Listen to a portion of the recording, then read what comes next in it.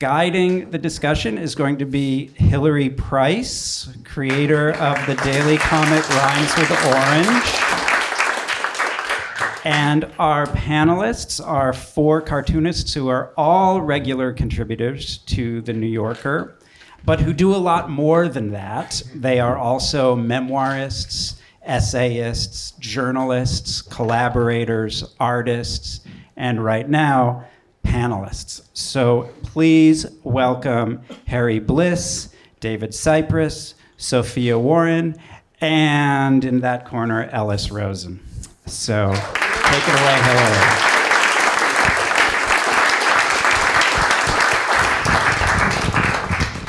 We also have an advice columnist in our midst. Sofia Warren does an advice column, so I'm sure if any of you have any personal questions you would like to ask her in front of a large group, now is the time. So this is a lit fest, and so one of the things that we talked about for our theme is how to write a good caption. And I'm really excited to be here. What a great big crowd. This is so excellent. And I'm excited to be with these people that I admire, and I actually have slept in Harry Bliss's bed. He wasn't there. But, you know. So David Sipress is a New Yorker cartoonist, a memoirist. He just completed his book, What's So Funny? Ellis Rosen is a New Yorker cartoonist who edited an entire collection of Desert Island cartoons called I Need Help. And, or Send Help, sorry. Harry Bliss is a New Yorker cartoonist and just put out a collaboration of his gag writing with the amazing Steve Martin. And has also written many children's books. And Sofia Warren, a New Yorker cartoonist, advice columnist, and has just done a graphic memoir about her time as an aide for a socialist New York representative, congressperson. Yeah, I know. So we have quite a variety of talents here. Just to start off as just a quick lightning round, would you consider yourself an artist who writes or a writer who draws? Just going down the line. Is this working? I'm both. I consider myself both. You're out. Get. Yeah, it's sort of the combo, I guess. It's hard to pick one or the other. Okay. But, yeah. I'm definitely an artist that writes. Excellent. Oh, I'm a cartoonist. Is this a trick question? I mean, I would consider myself a writer who draws. So, I mean, pick a side, people. So New York, the former New Yorker editor David Mankoff said his idea of a perfect cartoon is one where you wouldn't get it if you just looked at the writing, and you wouldn't get it if you just looked at the picture. And I would add that the goal of an additional aspect would be that you only want to give your reader about 49% of the information so that the reader gets that squirt of joy when they go from not getting it to getting it. So I think that the drawing and the writing they're both have to be edited down to their sparest parts so that you can both like simplify and amplify what it is you're trying to say. So I asked each cartoonist to give me 5 cartoons where there was some kind of struggle to get there. So what we're going to do is kind of go through the line, and each cartoonist we're going to show a cartoon, and then they're going to tell a little bit about their pain, which is so exciting. Okay, so first that. So David Sipress. Okay. What's interesting about this cartoon and thinking about writing is that it originally had a caption. When I first submitted it a couple of times, it was something like, "You radical socialist pig," or something like that. But it's one of those times where you realize that part of writing is eliminating what's not necessary. And I was looking at it one day, trying to think of another caption. I thought, wow, it's good. It's fine the way it is. And so sometimes writing in cartoons means leaving stuff out, not just what you put in. You mentioned that you submitted it a couple times. Do you want to say what that's like for the New Yorker process? You brought up pain. It hurts. We hand in 10 or 12 roughs every week after week, month after month, year after year. And if we sell one out of those every month or so, we're feeling like we're doing really well. So there's a lot of rejection involved. But a lot of those ideas can be resubmitted. This one was one I submitted about 3 times until I realized it needed to get rid of the caption.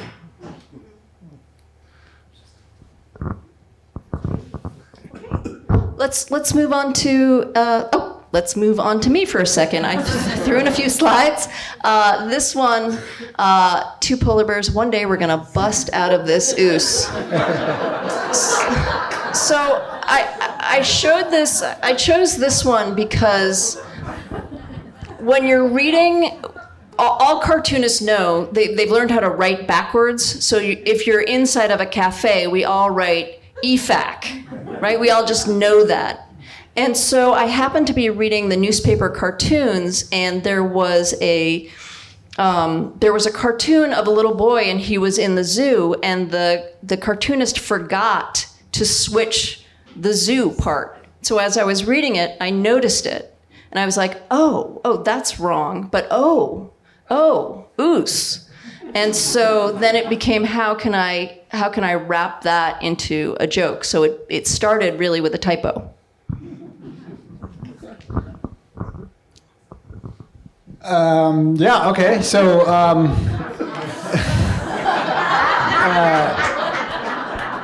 I mean, this cartoon was about rewarding myself for doing minimal effort on anything. This was part of, I submitted a batch, which is every week you submit a batch of however many cartoons. This batch was all cartoons featuring this character, which is not something I normally do. I don't think it's a good idea in general. But this, for whatever reason, I had Ned doing a bunch of little dumb things and just rewarding himself in his head for it. And this is the one they went with. I think it was just the simplest. The other ones had other things going on that made it a little bit more complicated. And like you said, paring down, this was the most pared down. And so, we got Ned, and he's just a little guy, you know? I love how his expression doesn't change in the thought bubble. That was key to that. I knew that right away. I knew, like, whatever the joke was going to be, his expression has to stay the same in any image, I just want to say that also, if you look at the drawing of the vacuum, it's really simply done if you look at it abstractly, but it's such a good drawing of a vacuum. Oh, thank you. Someone called me out for saying that vacuums don't look like that anymore, and you clearly don't vacuum. Well, that's true. That is true. Well, you said you did several cartoons featuring this character, and I wonder if in your creative process you start with, let's do this character, this Ned. What could Ned be doing? Yeah. Do you find that you batch things that way when you're in your creative process? I have reoccurring character types. They change maybe a little bit in their appearance, but generally speaking, there's a meek guy, Ned, and there's an angry, curmudgeon-y, stubborn guy, Frank, and there's several other sort of characters that appear that in one way or another. But I don't think I normally do a batch of them. Sometimes I'll do 2 of them in a batch just because they come to me at the same time. It's a different take on how to do it, but yeah. And is Ned a loosely disguised you and Frank a loosely disguised your dad or something? Not even loosely disguised me. Yeah. They're all just one self-deprecating side of me, or I'm being self-deprecating by presenting them. I don't know, but yeah. Okay, great. So let's go to the next one, Harry. Do you want to read out loud? You have to pick the places you don't walk away from. Joan Didion, Penny. Joan Didion. This is... I love Joan Didion's writing so much, and I was reading her stuff, and this is not a particularly difficult caption because it's a quote, and I was probably reading her stuff, one of her essays in the New York Review of Books. She died, and I probably had Penny with me at the time, and it's possible I stopped when I heard that and probably said it to Penny. But It's funny how you made yourself look like Ellis Rosen, so no one would know it was you. Well, that's interesting. Yeah. Well, I can't really grow a beard, so I can't get it right in life. But yeah, a lot of the cartoons have my dog Penny. This is not a laugh cartoon. It's more of a tribute to Joan Didion. And she actually, before she died, her nephew Griffin Dunn, who's an actor, and he reached out to me and asked for he said, "Can I get a copy of this to give to her?" And I ended up giving her the original artwork. So I have a photograph of Joan holding a framed artwork. Wow. Before she, yeah. That's great. Should we move on to Sophia? Okay, this says the goal isn't the exit, it's the corner office. I love rats. I don't really have characters the same way that Ellis maybe does with New Yorker cartoons, but I do like drawing rats. I live in Brooklyn. There are lots of them. This is one of the few that I submitted with a caption that was similar to this, but not quite right. I can't quite remember what it was initially. It was conceptually the same about the corner office, but it took a few back and forth with the editor before I landed on a more succinct version of the caption. And I think the goal isn't the exit part is what was different. It was more like, when you get in there, like, don't look for the exit, look for the corner office. But so much of caption writing is about, at least in my experience, is about finding the most efficient way to say the thing. And so even the difference of a few words or the organization of the sentence can make a really big difference in landing the punch of it.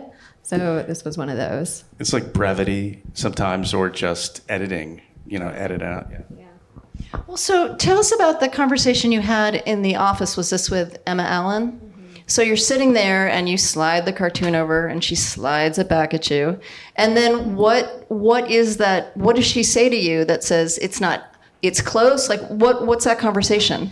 I think the process when you go into the magazine, which we don't do so much anymore or at all, but when you were there with the editor, it would be that you show your batch of maybe 10 cartoons and she'll look at them and she'll hold a few to consider later.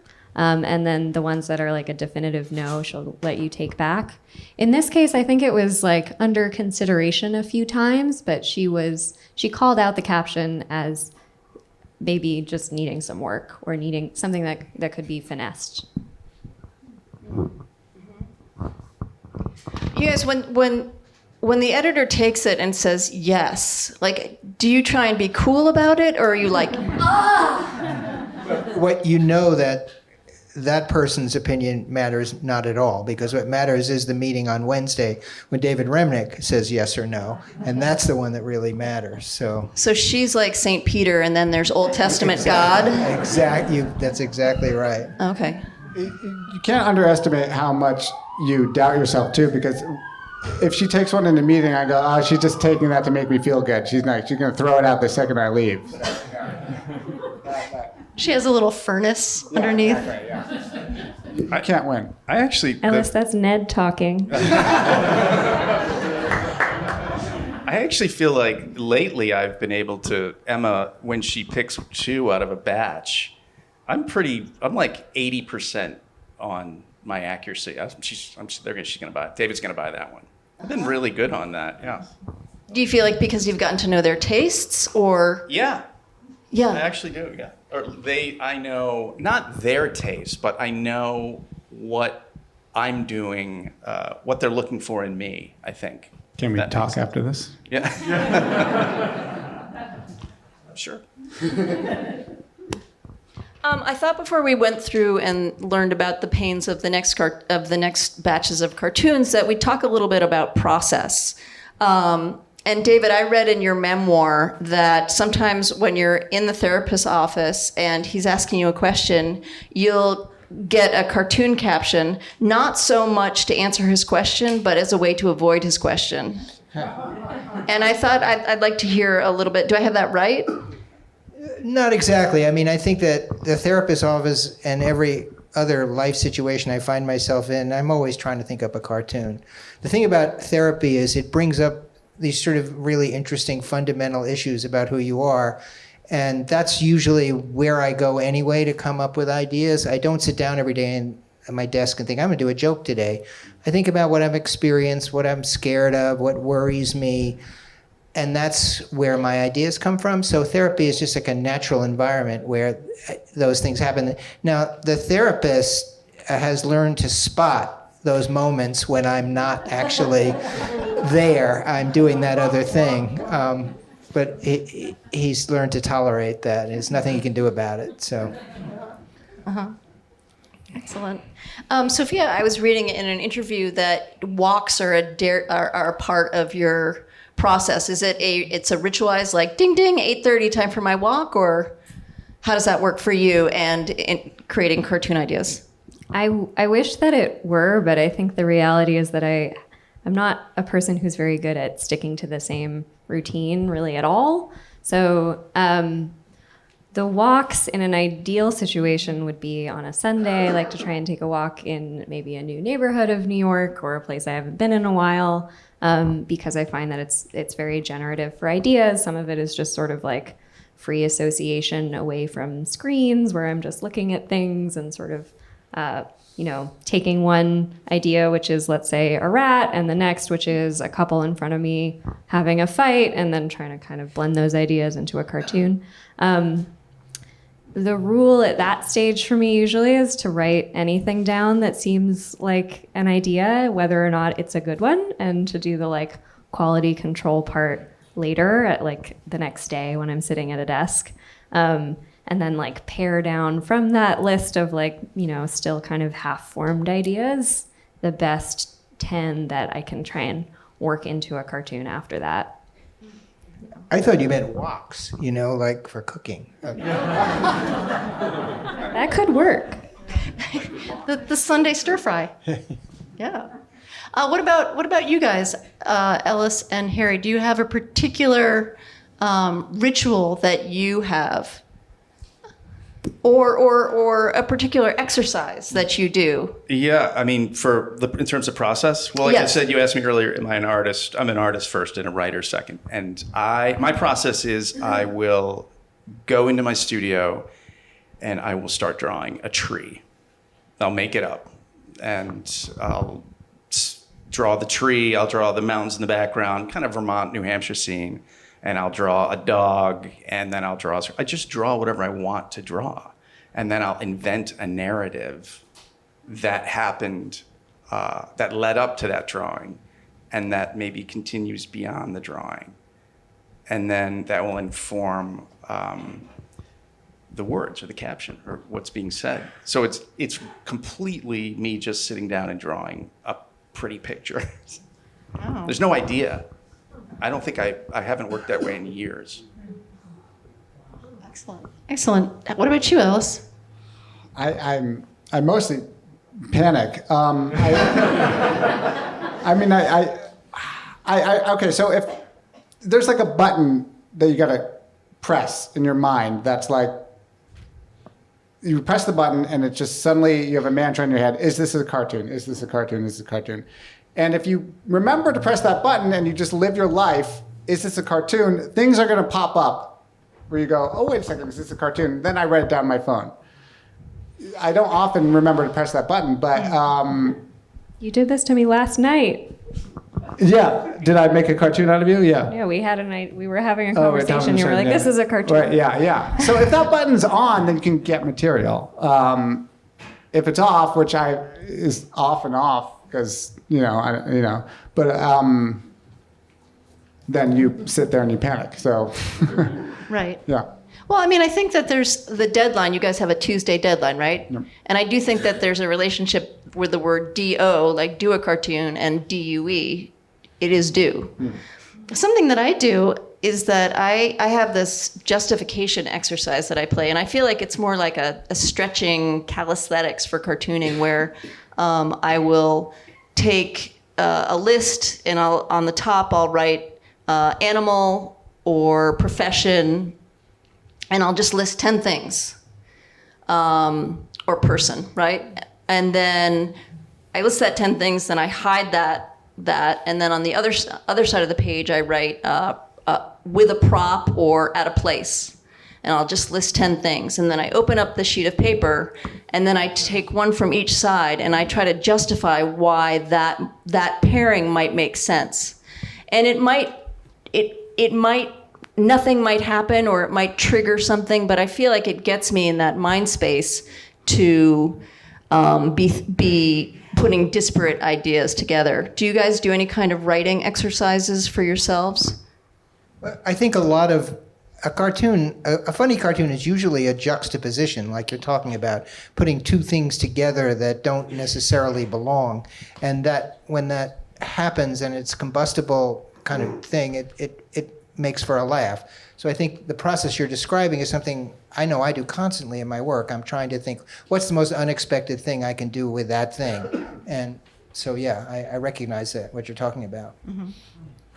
I think also starting what you were saying with like a fear. I feel like in every cartoon there's some tiny kernel of pain or anxiety or something like that. So I think it's good practice to be like, this was hard. I feel sad or scared about this type of thing.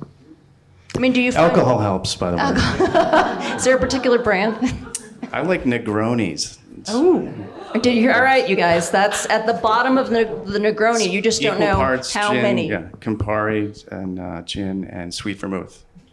Okay. As soon as I leave here, we got to drive an hour. I'm gonna drink and work. That's my night. Well, the fact that you were going to drink and work tonight.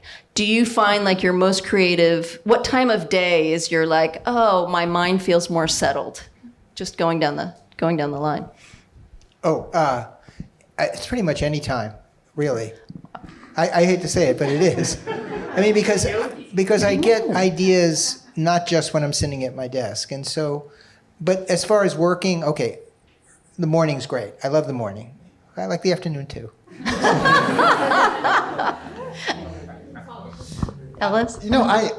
There's sometimes I've got two very little kids, and I have to wake up in the middle of the night a lot, and I often find that like being up at like 3, 4 in the morning, and you're like in this weird state in your head, and you're half asleep. I've gotten a lot of ideas at that time, although I wouldn't recommend that being the way you work. So, but that is an interesting thing to me. Mm-hmm.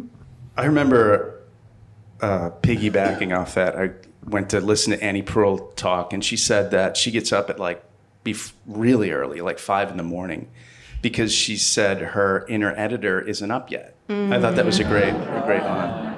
Mm-hmm. I remember this great, you can see it on YouTube. There's an interview, some of you guys may have seen it, with Jack Ziegler, who was one of my favorite New Yorker cartoonists. He passed away a few years ago. And he's on the Letterman show, and David Letterman interviews him and asks him about his process. And he says he generally, and it's kind of funny to hear Jack deliver the line, but he wakes up early and just kind of zones out, just looks out the window, reads a little, just doesn't really do anything. He just looks at stuff. That's like looking out. I mean, in Vermont, or New Hampshire, you're looking out the window with the trees. And it's probably why there's so many friggin' trees in my cartoons. But yeah, the zone of, because if I look at a lot of things or listen to the news, it just messes with everything. It just pollutes my brain. Oh, yeah, I don't have an answer on the time. I think there's two components. There's like, when does the muse strike you in your most like pure creative form versus this is a job we all do every week. So when do you how do you force yourself into it? Like, what are the tricks? Yeah. We've been talking about process as far as how do you when the muse is not around, how do you make the gears turn? So in that sense, I think like usually daytime hours when everyone else is at work, like I can make myself sit down at a desk because nobody else is around to hang out with me. But the muse aspect is more just like you wander around, you let things happen, you like take in the world, and that has to be, you have to do it. It has to be the fodder. You have to be a part of this universe, right? Like cartoons have such an immediate connection to the culture they're in. So it has to kind of feel like equal parts, I think. Yeah. I mean, I do think that there is something like, I would joke that the special cartoonist yoga position is derriere in the chair. Like you have to sit down in order to write the cartoons. They just don't happen on their own. So let's go to our next round of 4. Okay, David, you want to read it out loud? Why do we never focus on the things that unite us, like falafel? This is an example of a cartoon many years ago that came to me in my favorite way that they come.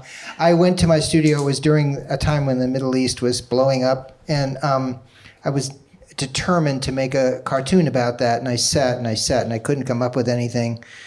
And I finally said, okay, time for lunch. And I had a menu from the King Tut Cafe, and I was looking at a falafel sandwich, and bam, the cartoon came into my head. And I love it when they happen that way. It's like they happen to you, not like you thought it up. And that's always a kind of almost a physical thrill. The other thing about this one, talking about writing, and I think what Sofia was saying before, captions are these thin filaments that need to be constructed with a rhythm that is perfect. Any deviation or any interruption can ruin it.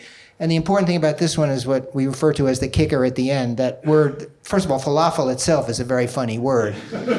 And then putting it at the very end is a good way to ensure that your caption will create a laugh. Well, I think my cartoon is next, and it's kind of a constraint like you were talking about. I guess you can go to up. Okay, so it's not about having 2 dads. Aquaman and Plastic Man are incredible parents. Then what's the issue, Ocean Plastic Man? So this came because there was going to be this auction that was going to give money to St. Jude, and the National Cartoonist Society was asking all their cartoonists to try and celebrate a certain anniversary of different superheroes. And I was like, what do I don't care about superheroes. But so I had to look at the list of superheroes, and I saw that it was Aquaman and Plastic Man 80th birthday. And so it was from that constraint of you have to do a cartoon about this that this came through. And it was also a nice opportunity for me to talk about a same-sex relationship. And I felt like the newspaper comics page is a conservative place, and it's about 20 years behind everybody else. And so I was like, well, screw it, let's do it. Okay, so Ellis, I think you're going to be next. Yep. Okay, so I had the vastness of creation replaced with hardwood floors. And this was, some cartoons just come to you, and some cartoons you really like work at, and you like do a whole bunch of versions, and you're not quite there, and this was one of those. And I enjoy those a lot because it feels like I really worked for it. Like, so this one, it started out with like, I was thinking about, I had this replaced with found wood, or I had this replaced with hardwood floors. I don't know. I don't know why I think that's a thing, but it's a thing. Yeah, like barn door, barnwood. Yeah, repurposed wood. Yeah, cartoons are always looking for a thing, like it's something everybody knows. Like that's a thing. And then so I was thinking about, okay, I had that replaced. What's another thing that you think about? So I was thinking about, how about people being replaced by robots in the workforce? So the original version of this was like 2 people saying, I hear the boss is replacing employees with hardwood floors, which didn't make any sense. It was just bizarre. So then I was like thinking, well, maybe I can get hardwood floors in there. So I basically had the same cartoon where it's like a CEO type saying, I had all my employees replaced with hardwood floors. It also did not make any sense. So I thought maybe the issue was like I had to broaden it up, and maybe it's not about employees because that's just too weird in this context. If I had everything replaced by hardwood floors, and who's the ultimate CEO but God? So I put God, and he said I had the vastness of creation replaced with hardwood floors. But I'm going to be honest, I think the only reason they bought that is because I gave them little wine bottles, little wine glasses right there. Yeah. It's great. And this is a fun drawing because it was just like you just had to like show an endless hardwood floor. And you draw digitally, right? Yes, yeah. And actually, so David, you draw pen and paper, old school. Yeah, old school. And Harry, you draw with a pencil. Is that right? Pen and pencil. Pen and pencil. So not at all digital. Right. And Sophia, what about you? I draw digitally for the most part. The young people. And damn computers. That's interesting. So let's move on to Harry's. All right. So read out loud. Says, too crowded, let's go. So this is 320, so this was like midway through COVID, and that's Steve Martin wrote the caption for that. I sent him the drawing, and yeah, I think he sent me three options, and that one just struck.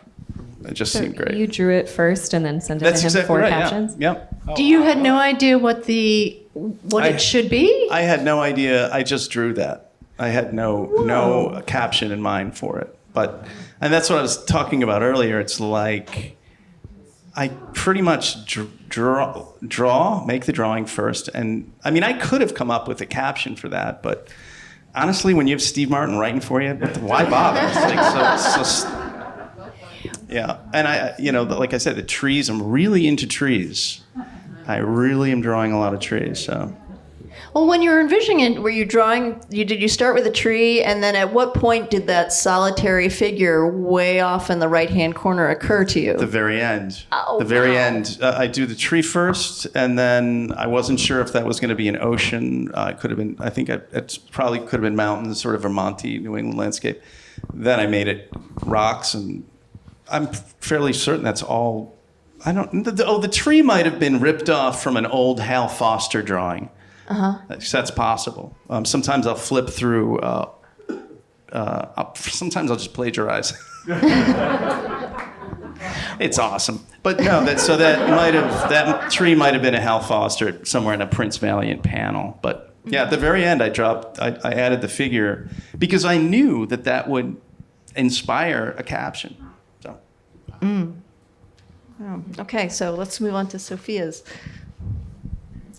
This one says he can't have salsa far. And I have this one here because this was I had an idea for this. I had the idea that having dance steps coming out of a crime scene would be funny, but I was struggling to come up with the caption. And so, as I often do, I sent it to some friends, including Jason Adam Katzenstein, who is co-credited here with me because he's the one who came up with this caption. And it's a perfect caption for it, I think. I think this, like we've been talking about with what makes a good caption, it's punchy, and salsa is a funny way to say this, but describes it perfectly. So it's fun for me when this happens because it sort of reinvigorated this idea that for me was feeling sort of frustrating to send it out. And the foreshortening is amazing, by the way. That's a really hard drawing. That cop at that angle is. Yeah, I think really it's fun to give myself the challenge of the angles sometimes. And so it sounds like, what was your collaborative process with Jason? Versus the one you had with Steve Martin. Like, how do you guys go back and forth? What is that editorial committee like? Is it through text? Is it through phone? Are you guys having a Negroni? What's happening? It depends. I mean, we do hang out a fair amount, but Ellis, Jason, and a few other cartoonists and I have a running text thread, so it's not uncommon for us to share ideas in the kind of earlier stages, and just kind of riff with each other. And sometimes it's sort of just, support, and somebody might tweak something, but I think if it feels like it's been a genuine collaboration, then we as a group are pretty quick to want to share credit. Nice. I feel like the history of the New Yorker that you guys may not know about is that in the beginning, there were artists and there were the gag writers. And so they would get paired up. And so an artist might present a picture like Harry did, and then there would be a writer supplying the joke for it, or the other way around. And I think that notion that was so much a part of cartoons in the beginning got lost, and it got turned into this thing where it was one person and the skylight would be coming down and they got the idea. And I really appreciate the fact that now in the New Yorker, back then in the New Yorker, just one person would sign it. It wouldn't credit the other person. And now I really appreciate the fact that people are just more open about that there's collaboration going on. Yeah, I think James Garrity, right? He wrote, was it not Jim Garrity, or am I thinking of, who wrote Charles Adams? Most of Charles Adams' cartoons were written by a gag writer. Yes, right? So the iconic things, the guy was kind of lost to history. A lot of the great cartoonists like Sam Gross and others started out doing that. Before they sold their first cartoon, they were selling a cartoon for Charles Adams or stuff like that. Michael Maslin wrote his first sold one was for Adams. Yeah. Wow, that's cool. Did you guys know that? To be able to, okay. I feel like it would be. I just made that up. Well, so who are your trusted editors? Like when you've done a gag and you're like, I think this is funny, or I'm not sure this is working. Who do you trust to talk to? You're looking at him.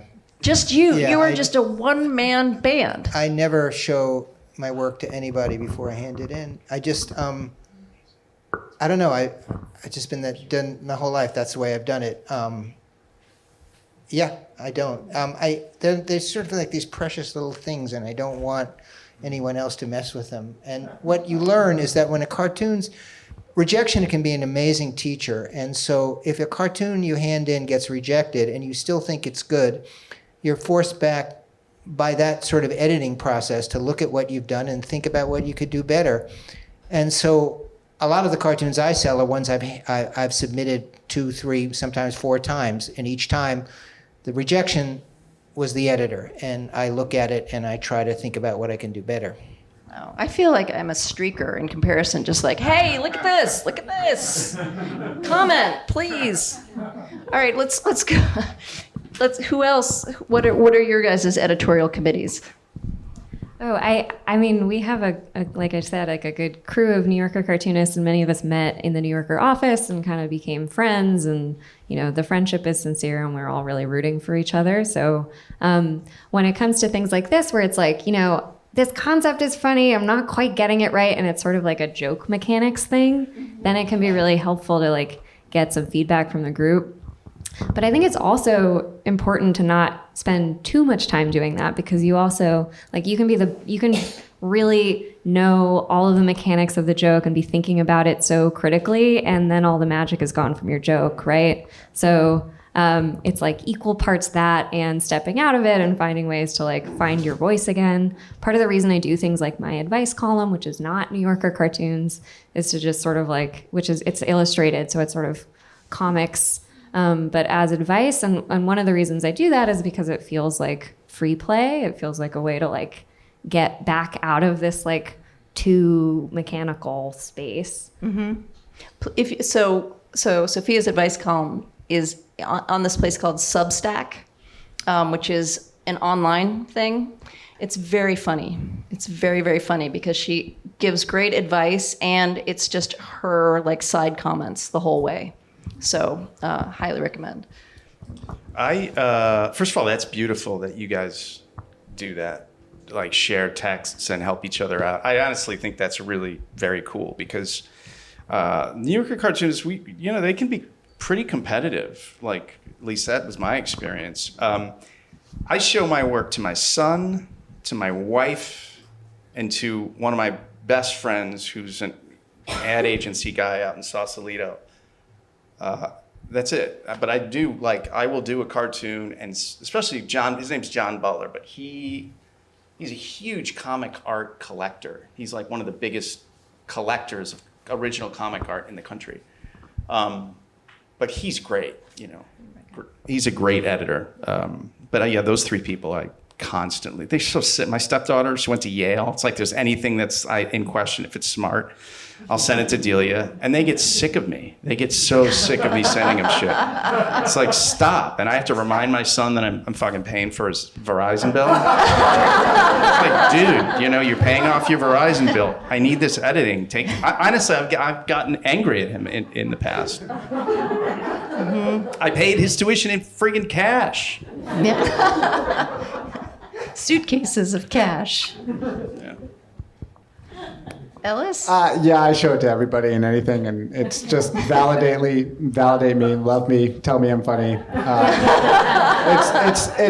It's like I do want the help and everything, but it's like love me, please. It's emotional too. It's so yeah, I have no shame. I feel like I've got my partner Kristen is a great editor, and then I have my yes man friends, which I like to have around, but for the hard stuff, Kristen is really there, but we have to, she gets tired of it, and I have to take a break, even though I don't want to at all. I'm trying. It's but okay, tell me about your day.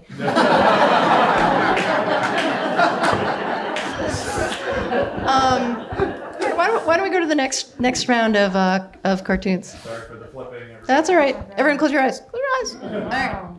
There. Well, if it doesn't matter who's right and who's wrong, why don't I be right and you be wrong? And I just told this story in my last the session I did about my memoir. So if anyone was there, please forgive me for repeating it. But this cartoon actually occurred during an argument with my wife. We were having an argument, and at one point she looked at me and she said, "You're not thinking up a cartoon right now, are you?" I said, "Oh, no. And then 2 weeks later, this appeared. But that's what I mean about my cartoon brain and not being able to shut it off. It can sometimes be inappropriately active, and that was a situation where it was. And also that, again, I'm kind of proud. Again, captions have to have a certain rhythm, and I love the rhythm in that caption.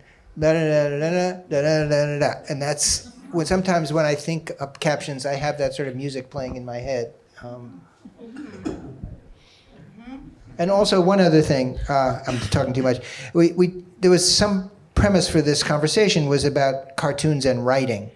And one thing that occurred to me is that drawing is also writing, not just the captions. And part of that, for instance, is facial expressions. If you're a writer, you're developing characters. You're making characters who make what you're writing about believable and interesting and whatever. It's true with cartoons too, but I think a lot of the character writing happens in the drawing, so that the expression on both those people are crucial to the joke.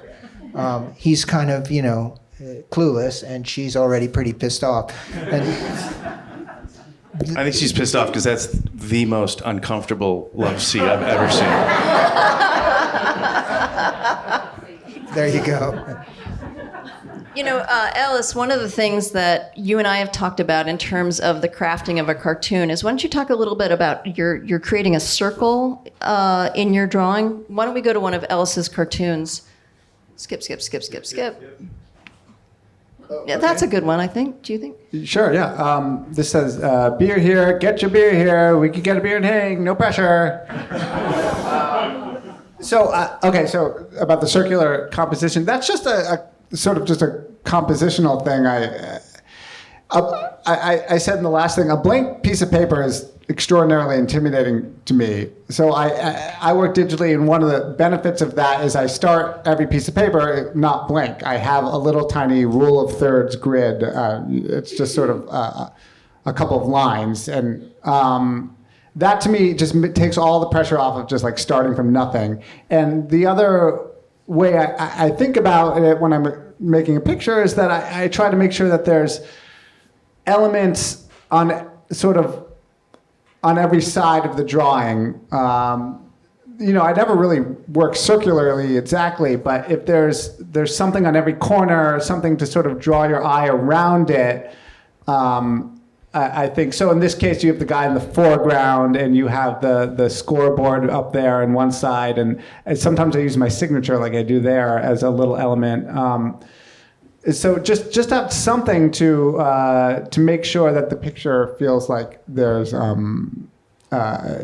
can keep you can look at it. Yeah. This cartoon actually, this was interesting. I had a lot of help from this one from an incredible cartoonist by the name of Tom Chitty. He really helped me with this one. Originally it was this guy, and he was kind of going like, beer here, or maybe you want to talk baseball stats? I know a lot about baseball stats. And Tom was like, I don't think you should go that angle. I think you should do something more like about yourself and your emotions and like your feeling and your insecurities. And immediately I was like, oh, okay, it should be about wanting friends. That was like really incredible advice, and immediately this cartoon came together from that, and I appreciate Tom Chitty. He's a great cartoonist. No pressure. I want friends. And you were talking about how like a caption is kind of musical, and that is like a way when just something rhythmic about it. It feels good, and I think this one sort of has it, as well. Just automatically, beer here, get your beer here is already kind of musical. Yeah, exactly. So it led into that, I think. I'll be your friend, Ned.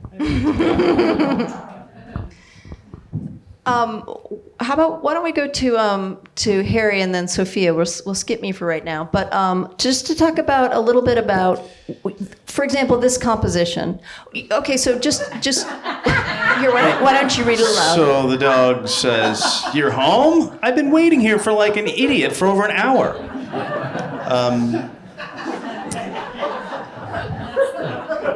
That's my dog Penny, and yeah, it makes me sad. But I had her for 17 years. My wife and I had our dog Penny. So if you've ever had a dog and lost a dog, it's just a horrible thing to go through. But there are countless cartoons that I have come up with based on Penny, and the composition is just, I don't know if I drew I probably did draw the interior first, and then the dog was probably just sitting there, maybe.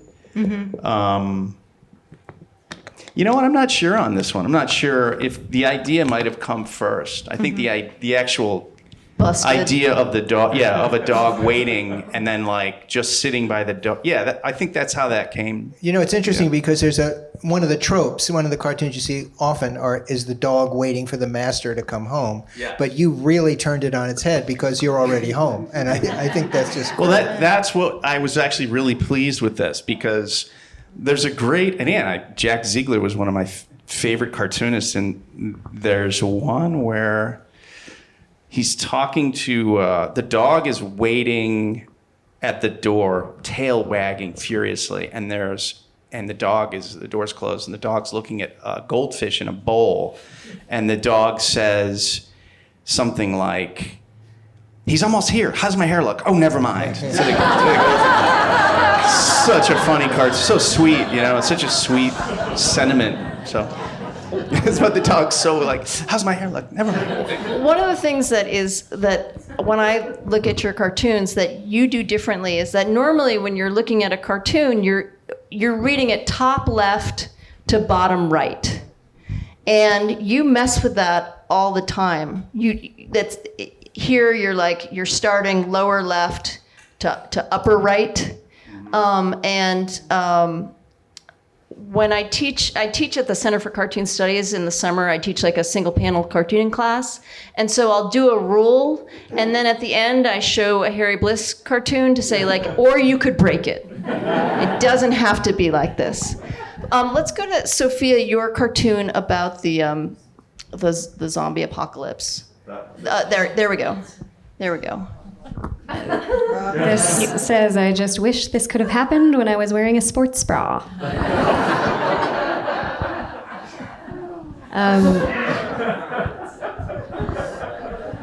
I studied film in school, and I think this is an example of, it feels like that background is coming out in this cartoon. A, because of the subject matter, but B, because when I was trying to get better at drawing and at composition after I graduated, one of the things that I would do was to watch movies and to pause at interesting frames and sort of do a little thumbnail version of them. And I found it really helpful just to kind of get a handle on ways to fill out a frame and composition and things like that. But it also made me sort of less intimidated to go with compositions that were, at first glance, not my forte. Like the foreshortening on this was kind of tricky, and figuring out, having someone come right at you. The hand on this guy, I remember, took me quite a long time to feel like it was working. But then once you kind of get the sketch down, then I think it becomes really fun. It sounds like, Harry, maybe you relate to this, to just like fill out the scene and start doing lots of detail. Like I had a lot of fun with this car that's flying above the burning tree. Yeah, I looked up some pictures of what the underneath of a car looks like. So you can't really tell, but there's a little bit of shine on the right place where the shafts are. And exactly, Google Images, very helpful. I think that one of what's great when I'm noticing about these cartoons, and I don't know if you guys have tried the New Yorker caption contest, but the winners, they're never saying in this cartoon, "Oh my gosh, we're in an apocalypse." They're always saying something else. So it's that not commenting on the picture, but actually living the picture. I promised that I would give people 15 minutes or 20 minutes, but I lied, and you get 18 or 12. I can't add. Anyway, there's some time for questions, and I want to open it up for questions. And if there's a lull, we've got more cartoons and more stories to that you can hear about, because we have at least another cartoon from all four of these great artists. But I see that there's a couple hands, so we'll see how you guys do if I like your questions. Okay, in the yellow. Did you choose cartooning, or did cartooning choose you? How do you guys want to answer it? So the question is, did you choose cartooning, or did cartooning choose you? Are you asking me? All of you. All at once? No. I started drawing cartoons when I was 6 years old, and so I guess it chose me, because my parents would get the New Yorker, and I'd look in it, and I'd say, I could do that. That's something I want to do. So yeah, I started at a very young age. I always drew, but I didn't know exactly what type of drawing I wanted to do. For a while, I thought fine art and then maybe comics or something. And it wasn't until a friend of mine, Sam Marlowe, started submitting to cartoons, and watching him do that, I was like, oh, this seems like a lot of fun. And it was just immediate how I felt like I found what I wanted to do, and found people that I were like me, and like you find a community of artists and like the people who are like-minded, and I think that was a very big sign that like I was in the right place. I wanted to be a painter. I went to a painting academy, so I had no intention of becoming a cartoonist. I loved cartoons. I grew up loving and appreciating cartoonists. And so, yeah. Wait, what was your question? Did you choose cartooning, or did cartooning well, I was choose a you? cover artist first. So my first work for the New Yorker was doing covers. So I've done like 21 covers, and I had no intention of doing cartoons, but as kind of a class clown, always like to make, and I love attention, love getting attention. Making people laugh is the best. It's such a great high.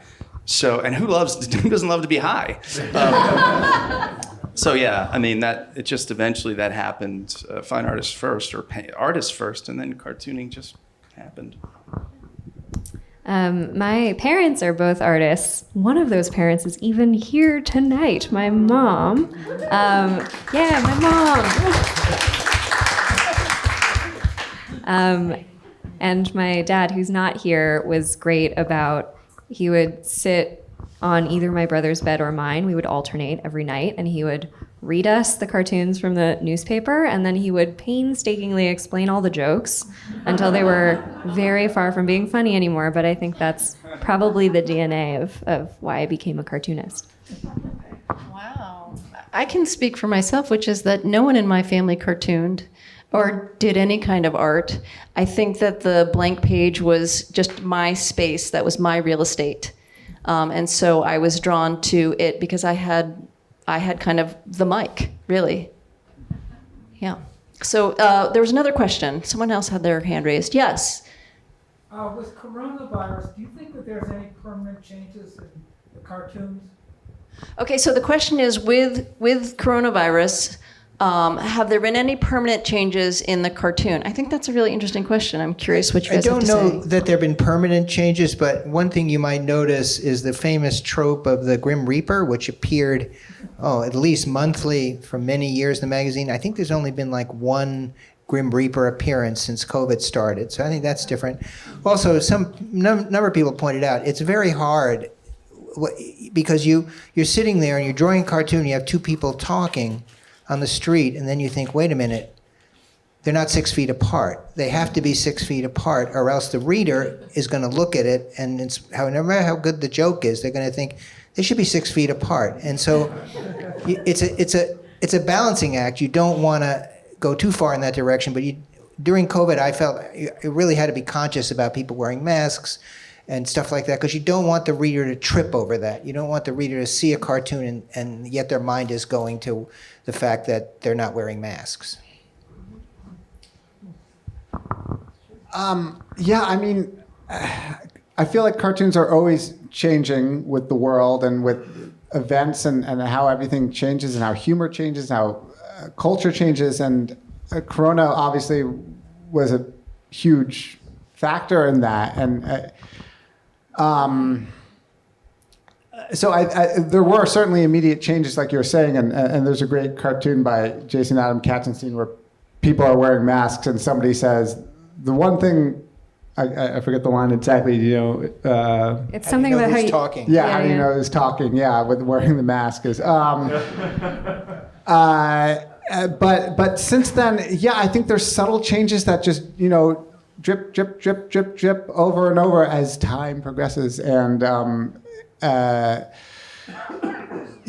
think it's sort of, there are some quick burns and now we're sort of in a slow burn. And when you look back at it 10 years from now, you'll say, oh, cartoons are so different. And I think coronavirus will be a part of that for sure. Well, and it's affected your guys' lives going into the New Yorker building. I mean, that's how you built community, was hanging out in a room on a Tuesday, biting your fingernails. Yeah, that's really sad.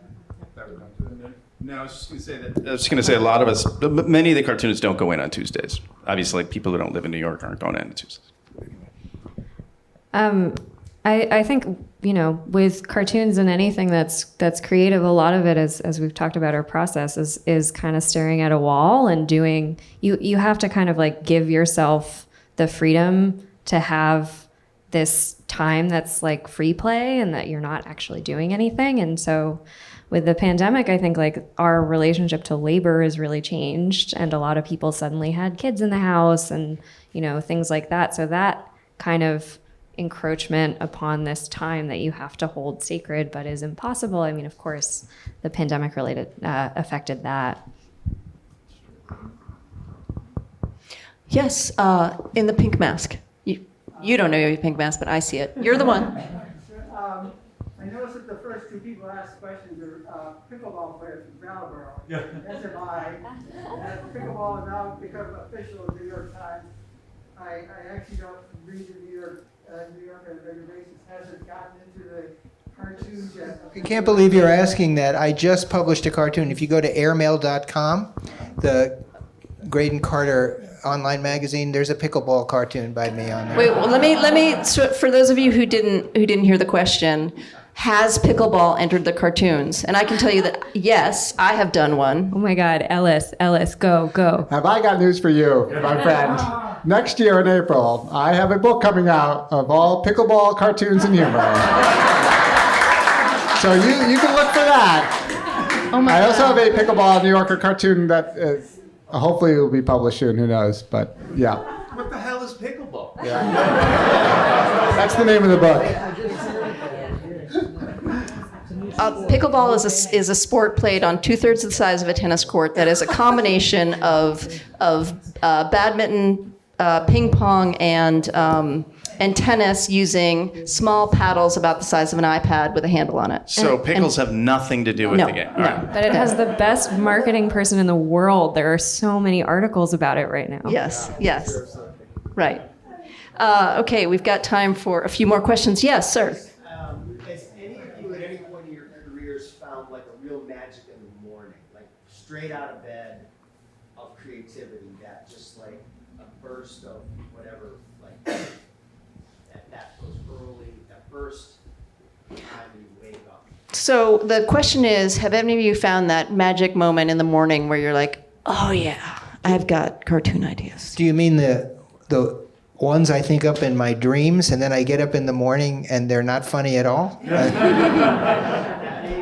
That's the closest I've come to it. I think that's happened for sure. I like, sometimes it's the same thing when I was saying when you wake up in the middle of the night. Same idea.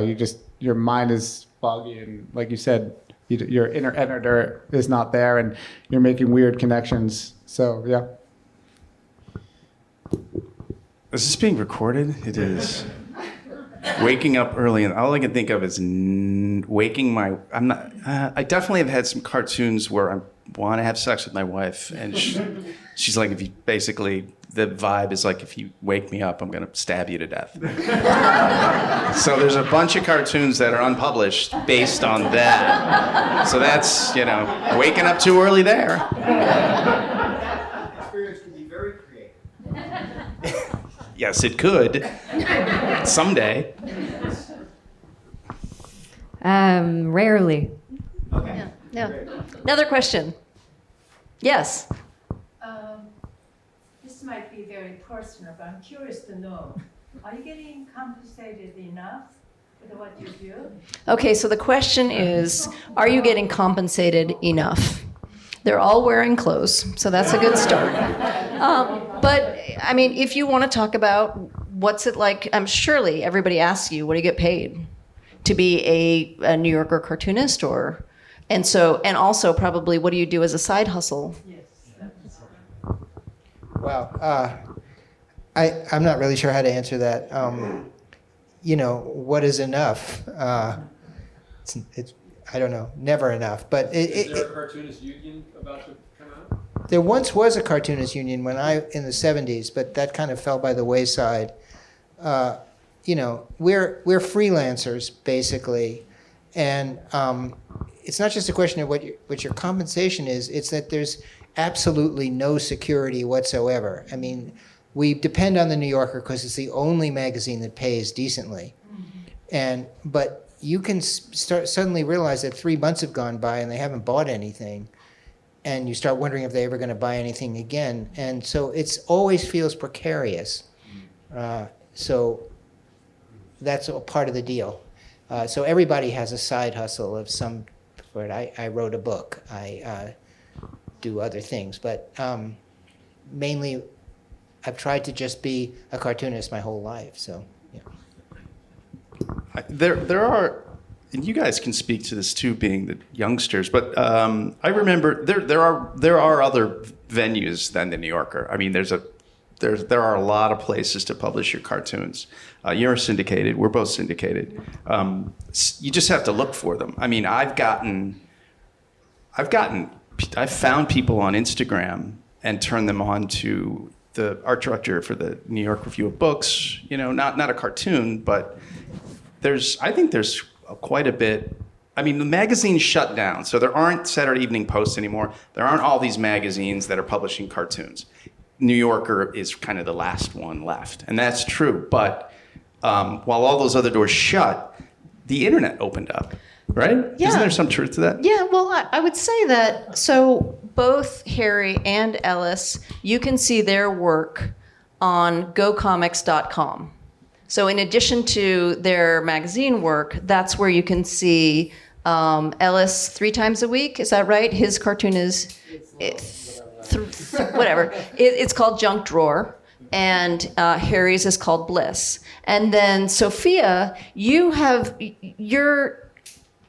are probably the person that I think of that has the most active presence on Instagram. I could be wrong about that, but how have you used the internet? You know, your advice column is not on paper. That is through Substack, and Substack is this thing where you subscribe. If you guys aren't familiar with it, there's lots of different Substacks out there. It's like if you've heard of Patreon, it's like Patreon. And then you've also got your memoir that you did. Yeah, it's putting lots of pieces together, right? And in some ways, this feels like it's a generational thing where, you know, it feels like you used to be able to just be a gag cartoonist and now you can't, and maybe there's some truth to that. But I think it's also true that, you know, one of my good friends is Mort Gerberg, who's 92, and one of the things we connect over is a sort of freelance lifestyle, and so he's been a New Yorker cartoonist for many decades, but he's also done many other things along the side of that, and that's been the nature of what those things are changes. But it's never, you know, he used to do a syndicated strip and he would do, you know, books on various subjects. Now what the kind of side things look like is a little different. I do the advice column. I try and do graphic books. I teach, I do animation. But everyone is doing some kind of form of that where, you know, gag cartoons in this form are something very specific that they do live elsewhere. They primarily live at the New Yorker, but the skill set that does this also does longer form work, also plays into animation and writing. And as far as the internet, I think it's less a source of income and more a space for an audience. My advice column is free. I'm sorry to keep harping on the advice column, but it's free, but you know, people really respond to it. It's helpful to have it as like a calling card when I'm talking to publishers and things like that. It's branding, yeah. I forgot to say, my cartoon you can see not on GoComics, but on another platform called comicskingdom.com. And is there an online presence that you know? Yeah, no. I'm on Instagram, Facebook, whatever. I do all that. Yeah. I think we have time for one more question. And we've got somebody way in the back. Yes, please. What's your question? And we have 20 seconds to answer it before I have to go. Even though you may not follow through, I'm curious if any of you are ever interested in entering the caption contest. Okay, so the question is, and I'm very curious about this answer, do any of you ever try to enter the caption contest? But also, as cartoonists, what is that like? Because I know that I'm terrible at it. It's just not my way of entering into a creative endeavor. But so, yeah, I'd like to hear your take, or also, if you don't do it, just if you've had your cartoons used in the caption contest and what that process is like, because it's kind of a mixed bag for cartoonists, isn't it? Let's hear it.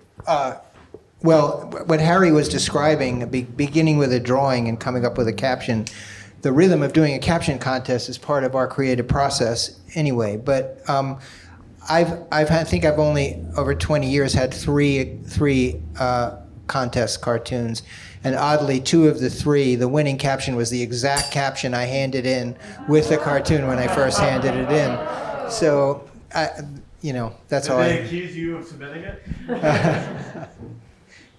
Yeah, you could have won money that way. I know. Oh well. What about you guys? You all.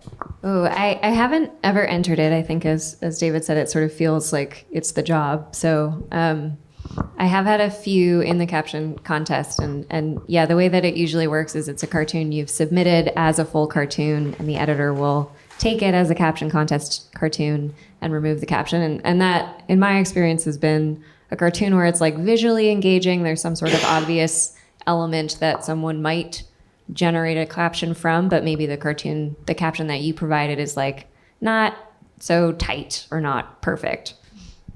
Yeah, it's like incongruity plays a huge part in the caption contest. I don't even look at them anymore. I mean, I have no interest in that whatsoever. I know it's extremely popular, but do they still do it? They do. I think the good thing about the caption contest is that and when they first started, a lot of cartoonists, older cartoonists, are really pissed off. They're going to make it look like what we do is so easy and whatever. But what's happened is it's engaged the public in what we do like nothing else. So people love it, and they get in a little bit of an idea of what it is we do. And I think that's a great thing, actually. Just to go off of that, another interesting thing about it is that there are people who enter it that have sort of risen to the top as people who are very good at it. And that to me is, I don't know, that elevates it from just something that's sort of a game into almost like a new art form or something, or I don't know what you'd call it, but I don't know. I just think that's cool.